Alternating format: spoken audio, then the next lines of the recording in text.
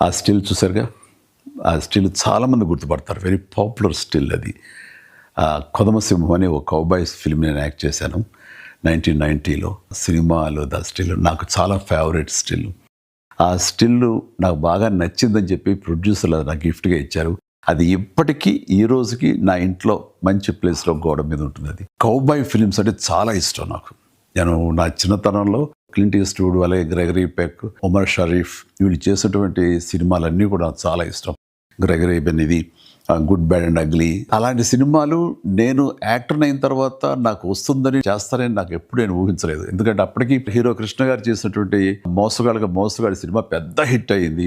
అన్ని రికార్డ్స్ అది బ్రేక్ చేస్తుంది అప్పట్లో. అలాంటి సినిమా మళ్ళీ చేయటం ఒక సాహసం అవుతుంది. బట్ అనుకోకుండా నాకు రమా ఫిల్మ్స్ నాగేశ్వరరావు గారు మీ మీద ఒక వెరైటీ సినిమా ఉండాలనే ఆలోచనలో మాకు కౌబాయ్ సినిమా అయితే ఎలా ఉంటుందో అనుకున్నాము, మీరు కథ వింటారా అని చెప్పేసి మురళీమోహన్ రావు తోటి రావటం, కథ వినిపించడం నాకు చాలా బాగా నచ్చడం, వెంటనే గ్రీన్ సిగ్నల్ ఇవ్వటం, వెంటనే అది కొదమసింహంగా అది మీ ముందు కూడా వచ్చేసింది. ఈ క్యారెక్టర్ చేయాలనుకున్నప్పుడు కౌబాయ్స్ జనరల్గా గడ్డం వదిలేస్తారు వాళ్ళు.